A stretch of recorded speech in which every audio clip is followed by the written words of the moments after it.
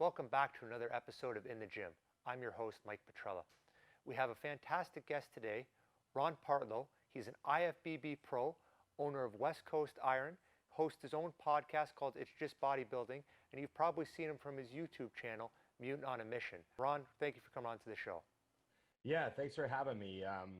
I see you're sitting amongst some very vintage equipment there, so it looks like you've got quite the set. I just have a picture of Jay hanging on my wall. I haven't really renovated my room yet for podcasting, but you look like you're all set up.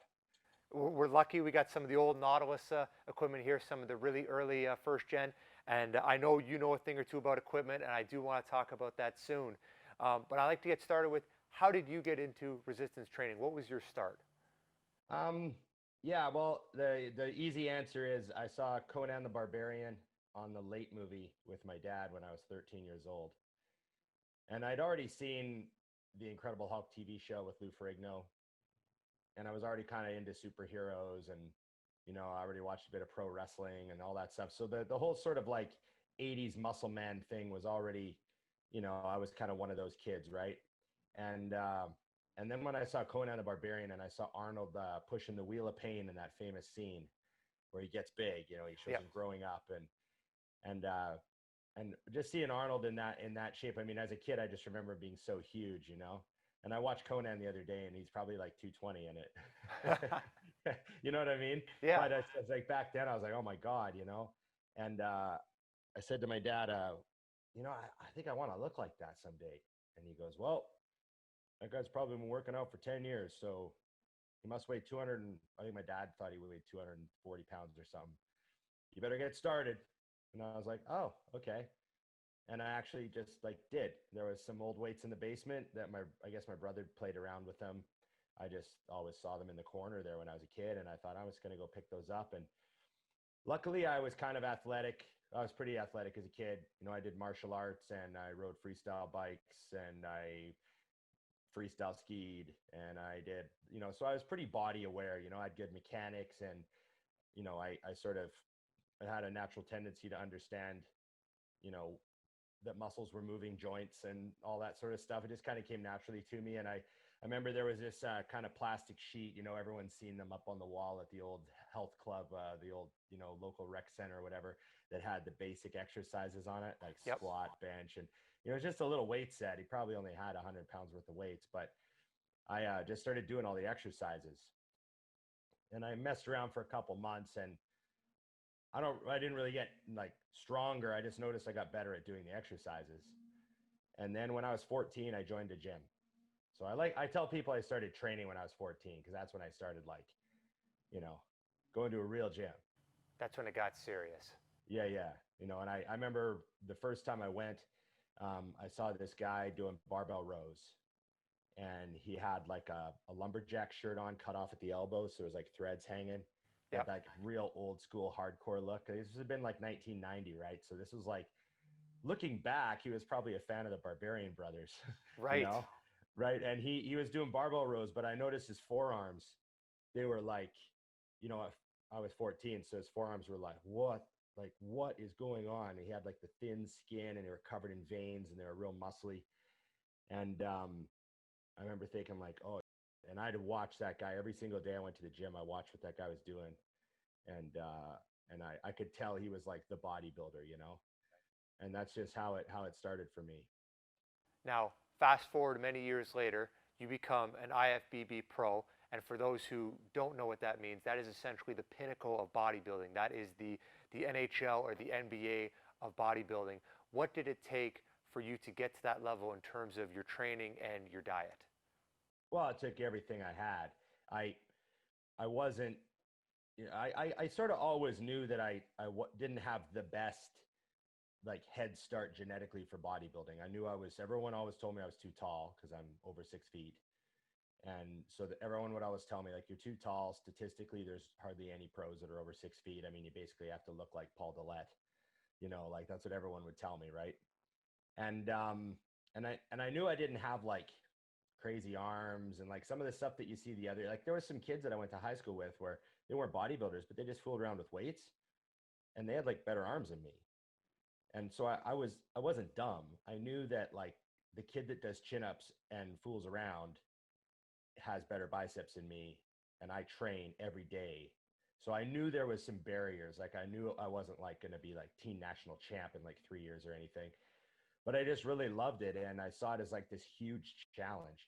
And I don't really know why I decided to pursue such a ridiculous thing to pursue. Like if you think of statistically the odds of actually turning pro in bodybuilding and like all that stuff, it's like, you know, um, but I just loved it so much that I was able to eventually turn pro before, I had to, hang it up. And luckily I made it, because your body can only take, so many years of training like that. I mean, everyone has an expiry date, for, Dexter Jackson's 51, still doing the Olympia. Oh, he's an anomaly. Other guys don't make it to 35, right? The shoulders go, the knee goes, the hip goes, something happens. So I was lucky that I got to train, as long as I did and eventually get my pro card. Did you make it within 10 years, like your father said, from the time you started? Oh, well, I definitely made the body weight. Yeah. Oh, yeah. I think I was 230 when I graduated high school. So I put on I did put on between the end of grade 9 when I started training and the end of grade 12 when I graduated, I put on 100 pounds, just under 100 pounds, like 95 pounds. And that was just farm kid eating and lifting weights. Like I was super dedicated. I was the kid that had like the protein shake in my locker at 10-minute break. And then I'd be like eating peanut butter sandwiches in class. And, I was like, plus I was lucky. I was a farm kid. So, every day that I came home to like a roast beef dinner with mashed potatoes and gravy and vegetables and piece of pie for dessert. And there was no shortage of calories in my house. I was ridiculously overfed. So I definitely made use of all those calories. Oh, that's a fantastic story. We're going to go to a quick commercial break. When we come back with Ron, we're going to talk a little bit about his gym ownership, a fantastic facility called West Coast Iron. We're going to learn more about it.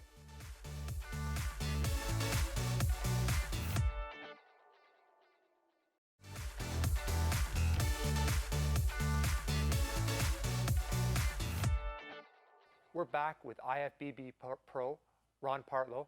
I want to ask you a little bit, Ron, about West Coast Iron. So this is your gym.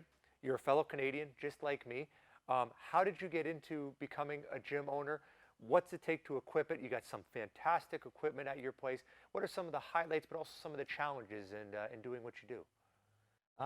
Honestly, so what happened? I've tried to work this into a reasonably short version.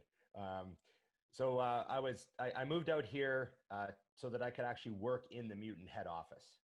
I was sponsored by Mutant for years, and I was sort of nearing the end of my competitive days. And my managers, the marketing manager, said, "Hey, why don't you move out here from Edmonton to Port Coquitlam, and you can work in the marketing department. I'll create a position for you, and then I know you're almost done competing, and then when you're done competing, you can transition right into working for Mutant."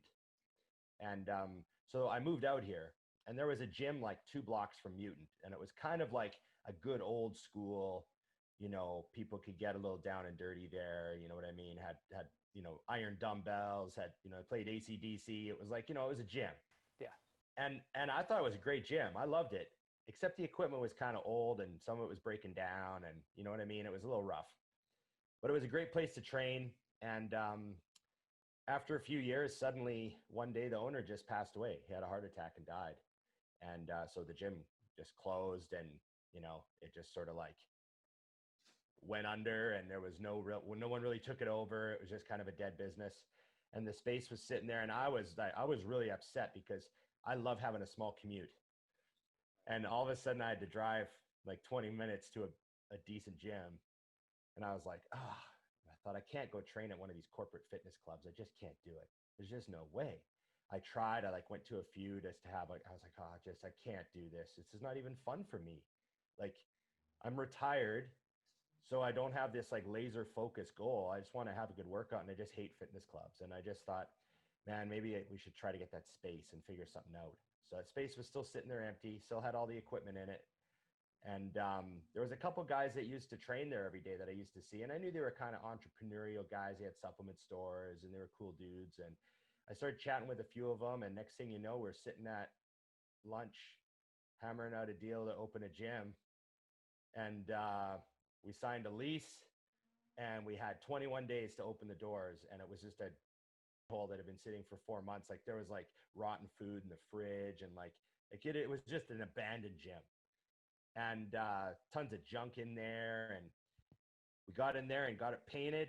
We got painters in there. We got all these guys in there working for 21 days straight, nonstop. We put all the equipment in the middle of the room, had to rip up the mats and clean the place. It was like an amazing cleaning job we had to do in that gym. We threw away an amazing amount of stuff.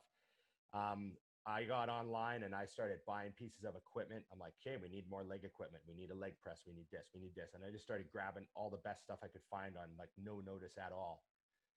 And everything came together. It was just a crazy experience. We all the leg equipment showed up the day before we opened. Wow. So we started out, yeah, and we just added to the gym, and we've just been growing the gym for almost 3 years now. October will be our 3-year anniversary. And man, we've been through a lot, you know, and we just reinvested every single dollar that we've made. We haven't taken anything out for ourselves.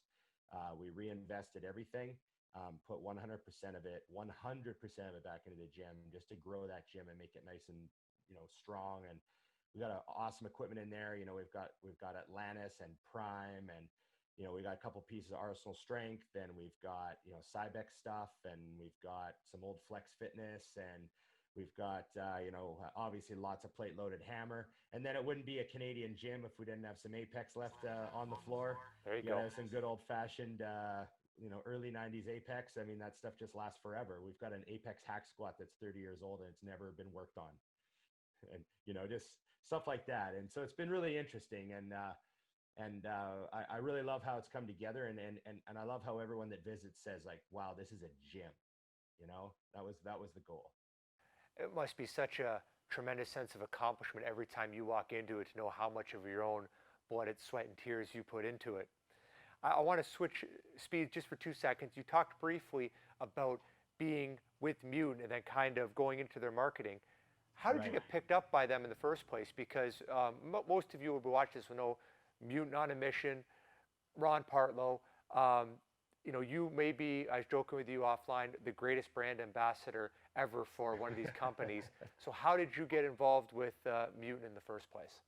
Yeah, so man, I've been competing a long time. Like I started competing in '97, and I'd been sponsored by, you know, a few companies. I did the muscle tech thing like every good Canadian amateur did in the 2000s there, you know, and I was sponsored by a bunch of companies. And then in 2010, I competed at nationals and I got second again. It was like, I think at that point I'd had 5 or 6 seconds. And I'd already won the super heavyweights once. So I was a national champion, but I just hadn't gotten a pro card yet. So I was right there.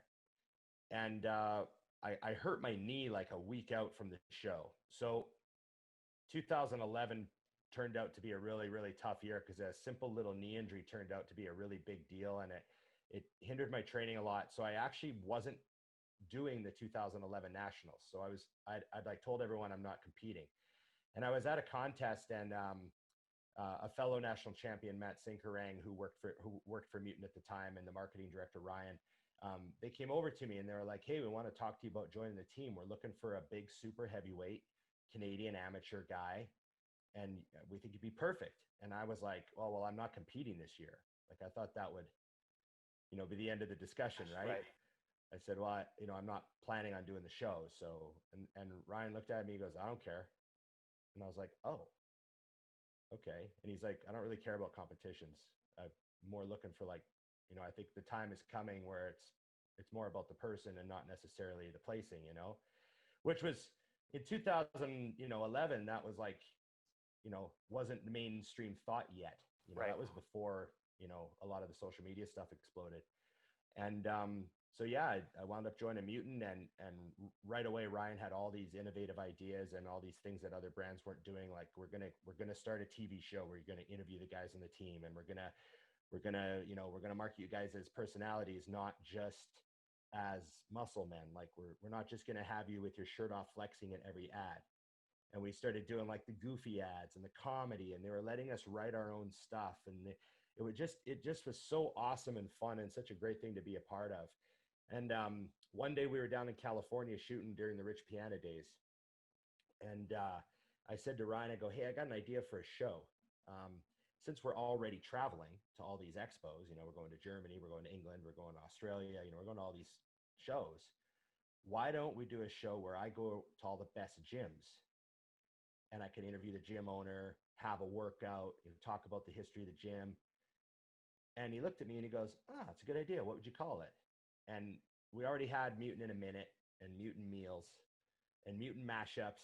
Like those are all the little segments we had. And I just thought Mutant on a Mission. And he goes, sounds expensive. He just kind of laughed and he walked away. And I'll never forget, but I looked at Rich Piana and Rich Piana goes, that's your idea. Make it happen. That's a fantastic story. Ron, we got to go to a quick commercial break, but as soon as we come back, I want to learn more about Mutant on a Mission and what that did for your career and what that did for you personally.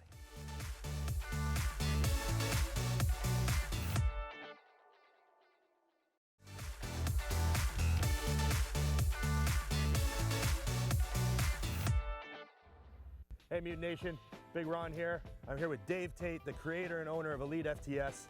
Thanks for having me down. Thanks for coming out. This is one of the gyms that I've been wanting to bring this show to because it's world famous.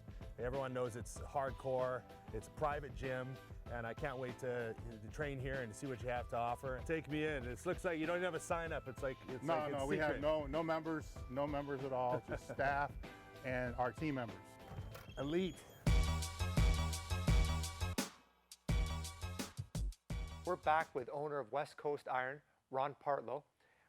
Before the break, you were talking a little bit about Mutant on a Mission, although most people are going to know what that is in case some viewers don't. It is a YouTube show where Ron travels to some of the best gyms all over the world, talks to the owners, gets their story, really an equipment aficionado. And Ron, I just want to hear from you. How has that changed your life in the fitness industry? It's such a big deal for people who really know gyms and really know good equipment.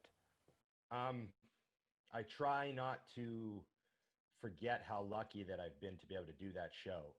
And I'm very thankful to Mutant and to Ryan, the marketing director, for just being that open-minded, forward-thinking, just to try that sort of stuff, It's definitely something that no one else was doing. So we're really, really proud of being so ahead of the curve on it and stuff like that. And I mean, I essentially, when I came up with the idea, it's because I was watching Anthony Bourdain, right?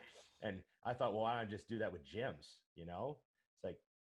It's I'm traveling anyways, right?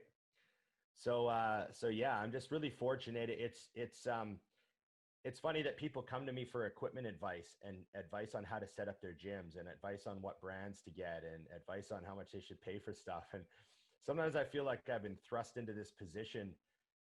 I was some sort of expert when I feel like I still have so much left to learn. Every time I go to a gym, I learn something, right? I mean, there's, pretty much every gym I go to, I see something I've never seen before, at least something little, whether it be the way they have it set up or something unique that maybe they modified a piece. There's always something cool about some of these gyms, And so people come to me all the time for, I guess putting me in a position as an expert, and I find that a little funny, but I guess I didn't realize how much attention I paid to equipment. I don't remember being really into equipment the whole time I was bodybuilding, but then, I sort of realized that I knew more about equipment than most people. So I guess I was paying attention to the details, the tubing on this changes around the late 90s and it becomes round. And then that machine has a little bit different angle than the one with the square tubing that was made in the mid 90s. I just picked up on some of that stuff, and it definitely helps as a gym owner because you know what you want in your gym. I'm obsessed with having good equipment that moves well. So if something's got an awkward arc on it or a weird strength curve or something, I'm just why would you get that? And I don't understand some of the equipment I see in fitness clubs because some of it's terrible. And I some of the old stuff, I don't mean to harp on. It's not better because it's old. It's better because it was made by bodybuilders. Yeah. And a lot of the new stuff isn't. And that's the problem. Yeah. So Along with the YouTube show, you also have your own podcast. It's just bodybuilding. You've had some really, really big names on that show as well. Jay Cutler, who's in the picture behind you, I know he's been on recently. Yeah. Tell us what that's been like to do that. That's really just well, I've done a few podcasts before. I've got a history of trying podcasts, and I had one that I did. I think I did almost like 70 episodes of. So it was fun for me, and I guess I had a little bit of a podcast following because I'd always get these messages from people like pretty frequently, and they would go on for years between shows.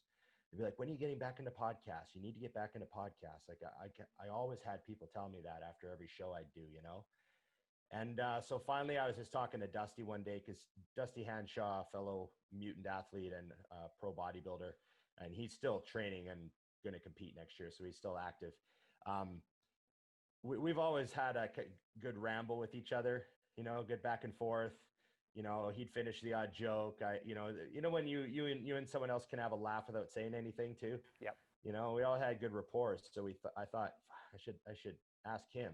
So we started talking, and here we are, 54 episodes in. You know, we've had Chris Bumstead, Physique Olympia champion on. We've had Jay Cutler, four-time Mr. Olympia. So yeah, it's been great. And that's just really fun for me. Like, I don't stress about that at all. We don't really prepare for that show. It's sort of designed. I mean, I think everybody who's doing that style of podcast is kind of trying to copy Rogan a little bit. And one of the things you have to do if you're going to try to do what Rogan's doing is not plan. Like, right. You know, Rogan's, you know what I mean? It's just like supposed to be natural and raw. So we're having fun with it. That's fantastic. I want to finish up with one final question. You're running a gym, you have a podcast, excellent YouTube show a lot of people know you from. What is the future for Ron Partlow? Is there any projects in the pipeline or anything you're passionate about moving forward? Well, yeah, I'm actually meeting with Mutant tomorrow. I mean, we haven't done anything since the pandemic started. You know, we haven't been able to travel. We haven't shot any real footage. You know, I did a bit of training footage we just logoed it up for Instagram and stuff, but we haven't really shot any new content. I only got 2 episodes of Mutant on a Mission done at the beginning of season 6 here, and then we weren't able to travel anywhere. So I feel like season 6 is real unfinished business. And I would certainly like to get back on the road as soon as possible. So I think we're going to discuss that tomorrow. Even if I just shoot gyms within Canada, I mean, you might know a gym I can do, eh? I might know one. Yeah. So there might be some great stuff to talk about at it. So yeah, I'm hoping I can shoot a handful of episodes and we can at least make season 6 reasonably complete, and then, you know, start fresh next year. As far as what else I do, I pretty much full-time train people. So I've got a lot of online clients. My local clients that live in the nearby area and train at my gym, I also do a little bit of in the gym work with them. I'm pretty busy, so I don't have time for much of it, but I try to get in with them once in a while and just push them through workouts and make sure they're on the ball there. And I'm really enjoying it. You know, I can't wait for shows to start again and people to get back on stage again. And I can't wait to start, you know, pulling athletes down to the final days and getting them, you know, truly shredded for the stage. And you know, I love that stuff, and you know, I want to help some people get some pro cards. Oh, that's fantastic. And I'm sure with your knowledge and experience, you're absolutely going to get them there. Ron, if anyone wants to get a hold of you, what's the best way for them to do so? The best way is to email me at bigronpartlow@hotmail.com. I've been using that email as kind of my, you know, open contact. That's actually the first email I ever got, and I'm still using it. Perfect. So it's kind of funny. It's my tried and true. So yeah, you can hit me up there. And we can chat about, you know, if you're looking for someone to help you out with your goals, and we can move forward, you know. I pretty much work with anybody who's willing to put in the work. You know, I don't have any sort of like, oh, you have to be national level or anything like that. I'll take anybody. But you know, I'm sort of the type of guy that the hardcore people like to come to. So, you know, I have fun with it. Ron, thank you so much for being on the show. It's been fantastic talking to you. All the best with all your future projects. Thank you very much.